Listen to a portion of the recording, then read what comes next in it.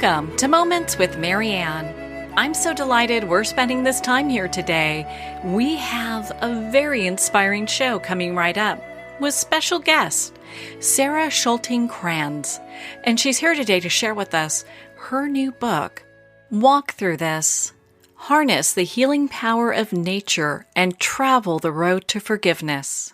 Now, did you know that spending time in nature can help heal past trauma? Today, our special guest, Sara, shares with us how to do just that. Now, many of you know Sara. She's a lover of the wild, a trauma survivor, professional life and leadership coach, motivational speaker, and certified wilderness guide. She specializes in helping those who have suffered hardship or trauma to find forgiveness and strength in their lives. Through her one-on-one coaching and guided wilderness retreats in locations such as the Grand Canyon and Pacific Rim, Sara helps those recover from trauma. A documentary of Sara's healing journey in nature is currently in production with the expected release date of fall 2021. So let's welcome to the show, Sara Schulting Kranz. Thank you for having me on. I'm honored. It's such an honor to have you here. My goodness, Sara. I mean, what a compelling book.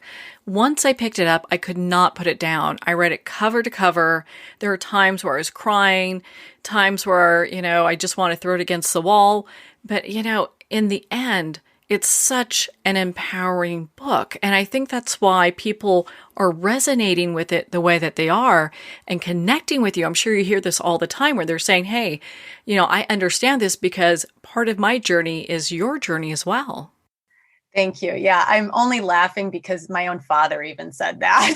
He was like, this is a really deep book, Sara. I said, well, I've been through a lot and I think it's worthy of sharing those deep thoughts and the deepness that, how we can go really deep within ourselves. So yeah. Well, why did you decide now was the time to write this book? That is such a good question. Thank you. I had the realization that this book was going to come into fruition after a first trauma that I experienced at the age of 17, which I write about in the intro. I dive right in. And at the age of 18, when I was feeling like I wasn't heard, I wasn't believed, I wasn't understood, I had so many decisions that were and choices that were made, not in my best interest in life. And it was when I was driving home from college one day, I was a new mom, and I had this hit from above that you could call it God, you can call it whatever you want, but it was keep going. Your story will be known someday and you will write a book. And so when it was brought up, I've lived through many, many traumas in my life, and was brought up of publishing this book. Came out last week, a week after the elections. And when they said, does this time work for you? And I said, you know what, there's no better time. I did not know that we would be going through COVID and that I would be writing it through COVID. But it really gave me the opportunity to fully express my voice, my thoughts, and how to heal in nature and how to forgive, because I felt like there's no better time than right now in this world. No better time. Well, if there's anyone that can share about forgiveness, it's definitely you. Because you've been through the ringer on quite a few things. And why don't you share a little bit about your story for our listeners? Yeah. So I was 17 years old, living in a small village in the Midwest in Wisconsin when I was raped by somebody that I knew. I ended up becoming pregnant as a result, and I went to the police, and the police refused to press charges, even though I had to get a restraining order on this gentleman. I still call him a gentleman. Isn't that interesting?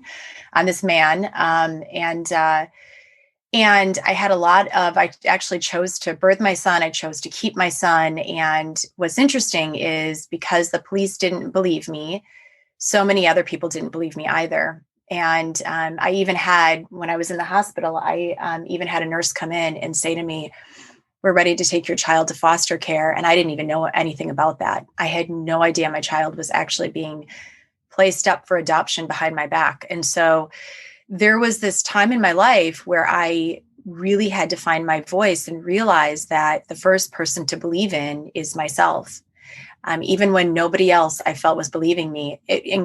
Okay, just so to make it very clear, my family was amazing. My family really were. They were the rock and the foundation of everything.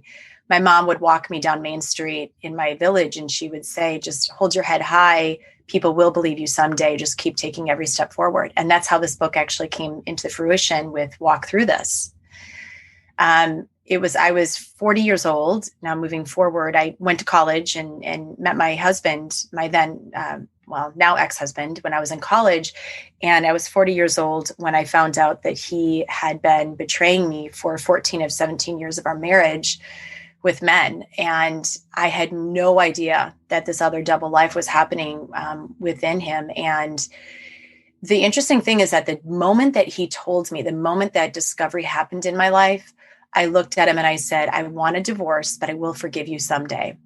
And for me, I know that it was my 17-year-old voice, that voice that I learned to believe so deeply in, that came forward and actually was looking at my 40-year-old self and saying, look, I was in so much PTSD, by the way, when this happened, but my 17-year-old self came forward and said, we've been here before. We know how to get through this again. And I'll tell you, honoring my trauma from 17, that's what allowed me to survive and to thrive and to actually become the woman that I am today, now at 47. That must have been such a difficult journey, but I think it's one that many women in one way or another go through. So that's probably why your book is being so successful as it is people are just, they resonate with your story. Yeah, thank you. I always say that, what's fascinating about story is that we feel that we are so alone so many times. And we're working on a documentary right now. And I said this in the documentary when we were filming in the Grand Canyon, our stories matter, right? And here's the thing that's most important to remember is that by sharing our story, we are allowing other people to elevate and to transform through their own, because through our differences, we find our similarities. And when we sit there and think, I'm on an island alone and nobody is hearing me and seeing me, and I'm feeling like I'm the only person going through this, through sharing, we realize that we're not. And we become so much more deeply connected through story and through our experiences that we've had in life. So what really helped you get through these difficult, sections in your life and be able to walk the path of forgiveness? What helped me was truly giving myself the opportunity to understand myself more deeply. So I write my book, and it's interesting because I know a lot of books, when you're talking about forgiveness, the entire book is about forgiveness. Mine's not. Mine is, there's an introduction, a preface, and then there's step 1 through step 6, which is deepening your understanding and literally really worthiness of self. Like when we've been through these difficult experiences, we need to understand what got us there, but to dive more deeply into who we are as men and women as well. And then step 7 is all about forgiveness, because you can't mindset forgiveness. You can't mindset life, right? To heal anything, we have to feel everything. And so in steps 1 through 6, which is everything from intention setting to asking, who am I? Who am I outside of this pain? Who am I outside of my experiences? Who am I outside of my marriage? And, learning how to set boundaries for ourselves and deepening that understanding of what are my values. It's so important. And so all of that work that I wrote in steps 1 through 6 is what allowed me to get into forgiveness, to step into that final stage of forgiveness. Because here's the thing, underlying forgiveness always brings us back to love, period. Right. And ultimately, that's what we want to get back to. Did you ever come to a place where you confronted the different people that hurt you throughout your life? Oh gosh, many times. I actually made a list. And when everything came out of this with my husband, I went down and I had a list of people that I needed to confront, because I needed to also hand back the pain that was handed to me through these experiences, and to be able to look at them and say, I forgive you, because I love myself so deeply. I straight down the line, one after the other, after the other, after the other. And it was one of the most powerful things I ever did, quite frankly. I've never been able to face the guy who raped me face to face. However, if he was sitting right here, I would 1,000% be able to do the exact same thing. That's pretty brave considering a lot of people would probably have a tough time being able to do that, because it's a deep wound. And a lot of times I think people think when to tell somebody you forgive them, it's almost like you're letting them off the hook in some way. I've heard that so many times. And see that this is the difference, is that I actually look at forgiveness as keeping them held accountable more than anything, because forgiveness, I know in the dictionary it says to forgive and forget, which is this is why we need to change the definition in the dictionary, because words matter. In my definition of forgiveness, it's not about that at all. It's about handing back the pain that they've handed to you through this experience. And it's not about condoning the action, pardoning the action. It's not saying what they did is okay. It's actually allowing yourself to step into the freedom and peace that they had actually held you confined in this space, right, of hurt and pain. And I don't want to live there. I don't at all think that anything that has happened in my life is okay. My ex-husband and I still go through this every day, where I wake up and I choose to forgive. It's a practice. It's not one and done. And he knows that. He knows he is held accountable for what he did, because ultimately allowing himself to be held accountable, right? Allowing himself to also be held accountable gives himself the opportunity to then go and create better change in the world as well through his own learnings. Did it take you a long time to work through the anger of what these different people did? Yeah, it took me, it did. It did take me a little bit. I didn't work through my anger or process my anger inside, though. This is why I think that nature is so important, because what I would do is I would take my stand-up paddleboard. I'd go out onto the ocean. I would paddle with whales and dolphins. I would go for a walk and watch the butterflies, or just lay on the grass and watch the clouds overhead. When we are trying to process our anger in four walls, we literally start to ruminate within our own head, almost as if our head becomes the four walls. And so by allowing myself to go out into nature, I connected with something so much deeper and larger, so much bigger than my own pain, than my own anger, than my own, sadness. And through movement, we also somatically heal. So by allowing myself to sit in awe, to be able to walk, to be able to just be with myself, to be with nature, that's how I actually processed what I call the toxic emotions, right? They're helpful. We need to feel the anger and the sadness and all of the things in order to step into ultimate joy and freedom. However, we don't want to stay there, because when we stay there, that's also when we start to have disease happen and all of the things that, can manifest within our own body. So I know in your book, you start off with, kind of set your intention and surrender. Why did you start there? So I actually started with that childlike sense as well. So, setting an intention is so important, because when we are setting an intention for something, it's actually putting it into action, right? It gives us the reason that we are there. So every time that I would go into nature when I was in my recovery, I would set an intention for, okay, today I'm working on the anger. I'm processing the anger of this person who had handed it to me. Today I am, choosing to really feel the sadness of where I'm at right now. When I also created that, when I wrote set the intention and surrender piece, surrendering to the outcome is so huge, because if we are focused on the outcome, we're missing the magic of healing along the way, right? The reason, though, that I also started with gathering that childlike sense within us is because within that step one is because allowing ourselves to also, as a child, we're so much more open to magic. We're so much more open to really exploring, and we're not afraid of failure. We're not afraid of crying. We're not afraid of laughing. And so that's why I also started that step with go back to that child within us and bring that child forward, and allow that child to also heal you, to be with you when you're in this processing state. That's so important, is to really kind of go back to where those old wounds are and Mhm. start to really work on those. Yeah, absolutely. So, when did you start? I know you talked about paddleboarding. Did you incorporate nature for a specific reason, or is it just that you felt better when you were in nature? So you added that to your healing process? So it's funny you should ask that. So when I was 17, I would go and plop my little butt down into the cornfields and I would just sit there. Or I would walk along the creek, or I would, watch a spider weave a web.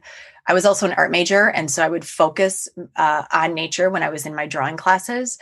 And I didn't realize what I was doing back then was setting myself up for where I was going to be at 40. And so at 40, I just automatically had this realization of, okay, I'm not liking this being inside.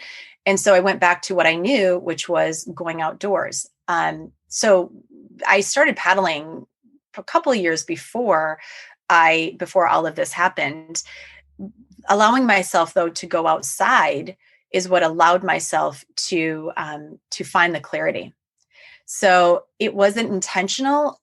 No, I mean, it was just what I knew. What I also didn't realize until I started doing the research, when people were asking me, why is your recovery so fast? Once I started doing the research, I was realizing, oh, it's because our frontal lobe is always in action, right? When we're traumatized, we have the ruminating thoughts in the frontal lobe of our brain. We call that the executive brain. When you're in nature, that actually slows down. You start to feel awe, which is one of the number one the number one feelings that can reduce PTSD symptoms. And then the back part of your brain, the cerebellum, is allowed to rise, which is where we have clarity. And once I started researching it, I was like, oh, so this is why this is working so well. This is why I feel so much more powerful when I'm outdoors, when I'm in nature. I know you mentioned this earlier, but you talked about getting to a place where you just really didn't recognize yourself and you kind of asked, like, who am I? I think a lot of women ask that during different parts of their lifetime. And it's a tough question for, I think, a lot of people to answer. How did you get to this place where it was a little bit easier for you to answer that, or where you have the confidence where you're like, hey, this is who I am? What I did was I didn't fight it. Really, truly, I didn't fight it. I didn't search for the answers. I allowed them to evolve. And there were many times where I sat there wondering, who am I outside of this pain? Who am I outside of my marriage? Who am I outside of a mom? Who am I outside of a daughter, a sister, a friend? And when you're kind of forced, quite frankly, I was forced to look at all of these parts of me. I simply didn't fight it. I really went back to the core of who I am and started to evaluate, what are my values? What are the things that are the building blocks of me as a woman? And how can I build off of that, this new foundation that I'm now a different mom today than I was when I was married? And it gave me an opportunity to really explore, which to me is one of the most beautiful things you can do within yourself.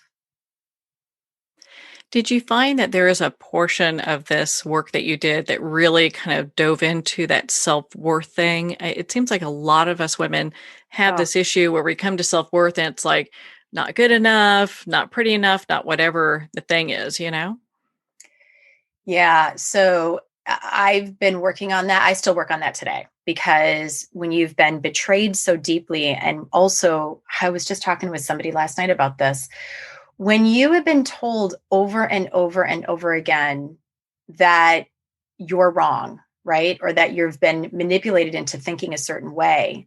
Like, I would have hits within my marriage of something doesn't feel right. And I was manipulated or gaslit into believing that my thoughts and my intuition wasn't correct. And that, of course, and I would always hear, of course, I wouldn't do this. I would never do that to you. And so you believe other people over yourself. And through this process of every day really diving into my own worthiness, I now, and also taking responsibility for the times that I didn't listen to myself, I now am so spot on with the way that I live my life. And if I feel a red flag, I know that it's a red flag. It's really truly been, though, a process every single day of, stepping into worthiness and looking at it and really diving into it. Yeah, it's so easy to kind of get lost in hearing those voices that say, "Oh, you'll never make it," or Mhm. "You'll never amount to anything," "You're not worthy of this, that, or the other." And it's interesting. It's something that most, not just women, but men have as well. It is. It is. And it's something that I that's why I put it in my book is and took an entire step for it, because everything begins with self, right? Like self-worth, self-love, self-forgiveness. I mean, literally everything, even self-deprecation. And so by allowing ourselves to look at it and say, I'm going to feed the light within me. I'm going to feed the worthiness. I'm going to feed the love. And also learning how to break those past patterns of behavior that aren't only ours, but have been generational, as to what got me here today. Where even in my generational patterns, why do I feel less worthy today than I should be? Right. And so it's about all of that. Oh my gosh, the generational patterns are a hot mess. So, Oh, you look gee. at that and it's like you have people that there's mannerisms and responses and activity that happens that we've been just ingrained in, we just taught over and over and over again, this is the way that you do things. And it's so difficult to learn a new way sometimes. It is. It really truly is. And I will tell you that I think it's been the biggest gift for not only me, but my sons, because I have three boys now, 29, 19, and 14. And I talk to them about this. I talk to them about how our own generational patterns have gotten us to where we're at today, and how it's our responsibility to now change those, to shift those, to break those, to alter those, to create a life that is what we truly want.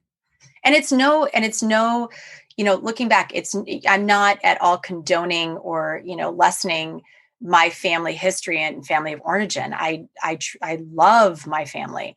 It's just that that's not how I choose to live today. Yeah, no, I understand that. I was so delighted to see that you have a chapter in your book on boundaries. And Mm, it's interesting because, while we grow up and we learn different life lessons, it seems sometimes that boundaries are some of the last things that we learn. hmm Isn't it though? I didn't even know what boundaries were when all of this happened to me.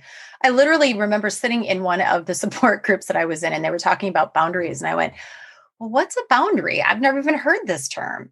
Right. And so that's why I put it in the book, because there are so many people that are so confused by them as well. They think that they're for the other person, but in reality, they're for yourself, to keep yourself safe, to be able to grow more deeply. Um, they're so beautiful when used. Yeah, I agree with that. I mean, growing up, that wasn't something terminology that we heard often.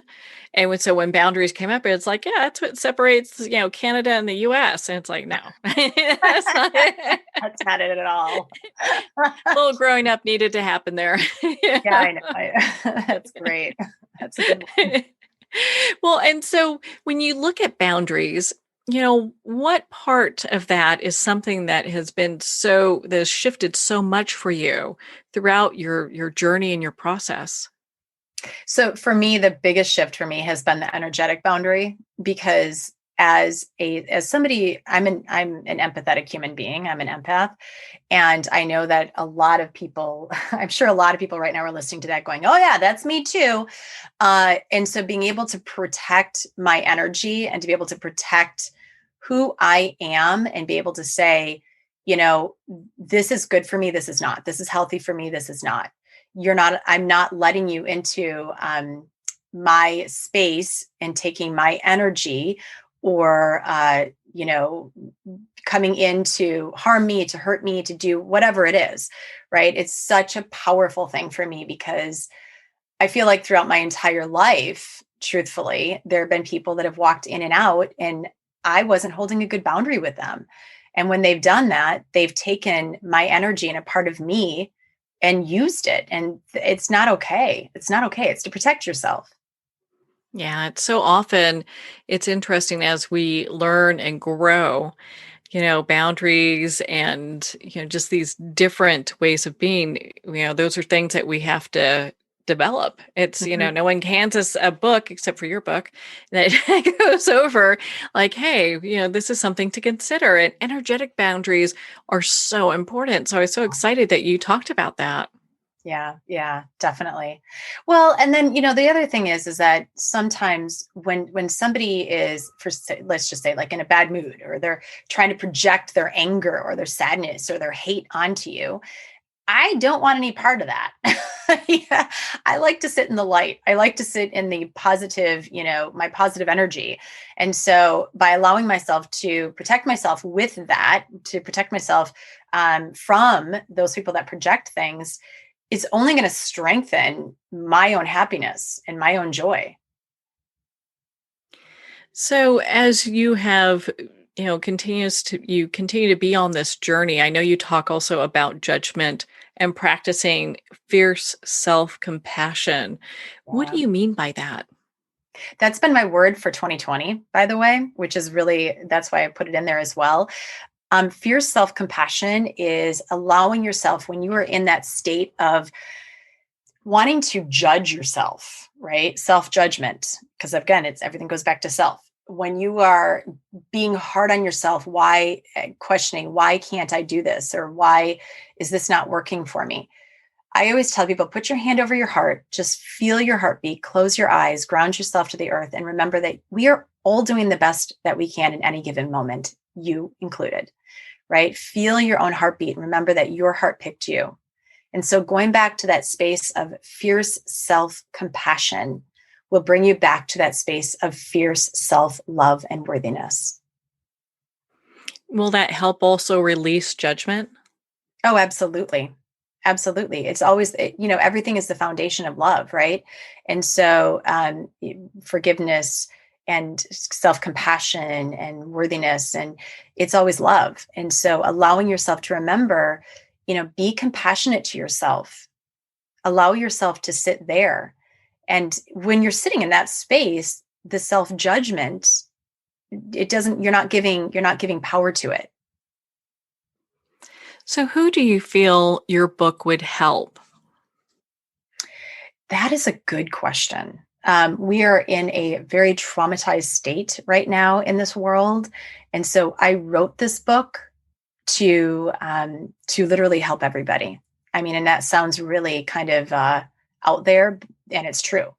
I think that this book, even it's funny because I've had people who have said to me since they've opened it, okay, wasn't expecting to go into myself like this and also know that it's what I need right now, because we are at a state right now in this world where, we have an opportunity to dive more deeply into who we are and to take this time to be with who we are and to shift where we're at in this lifetime.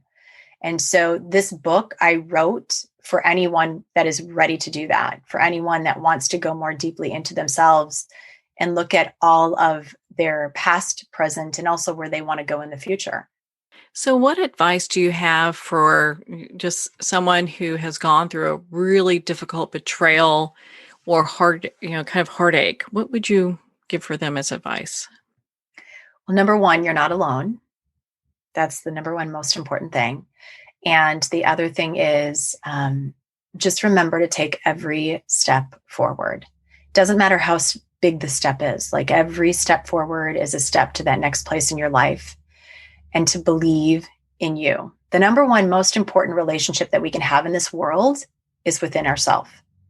And that starts with self. So believe in you, believe in your story, believe in your voice, believe in your worthiness, believe in your own power of forgiveness for self. Yeah, my goodness, what a great way to start looking at life if you can actually believe in yourself and believe in forgiveness. My goodness, Sarah, we could talk all day. I mean, I felt your book was such a great resource and really covers a lot of things that I think will help so many people. Where can our listeners connect with you and be part of your community? My website is sarahschultingkranz.com. You can find me on Instagram at Sara Schulting Kranz, or Facebook, Live Boldly with Sara Schulting Kranz, or my personal is Sara Schulting Kranz on Facebook. We're also working on a documentary called Walk Through This, a story of starting over. And so you can find that walkthroughthis.com. So yeah, and we're on the trail. You can find me on the trail. Stop and say hi. Got a little GPS following you on the trail, right? Listen, I was on a trail for 22 days this summer, and somehow or another people got my GPS. I have no idea how. And when the fires were breaking out in California, I was getting messages from people, and I was like, how did you even get my GPS? How did you do this? I have no idea, but people do. Hey, well, all these good Samaritans looking out for you and making sure that you're staying safe and well. Well, Sara, thank you so much for taking the time to be on the show with us here today. Thank you. And thank you for having me on. It was my pleasure. Well, thank you, Sara. It has been such an honor to spend this time with you and to talk about your new book, Walk Through This. Walk Through This is available at Amazon, Barnes & Noble, and all indie retailers. And if you don't see it on the shelf, ask for them to order it. And of course, it's available on Kindle. Again, if you'd like to connect with Sara, you can at sarashultingkranz.com for more information. Well, we're at the end of our time today. I would like to thank everyone for tuning in. You're listening to Moments with Marianne. And remember, make every moment count.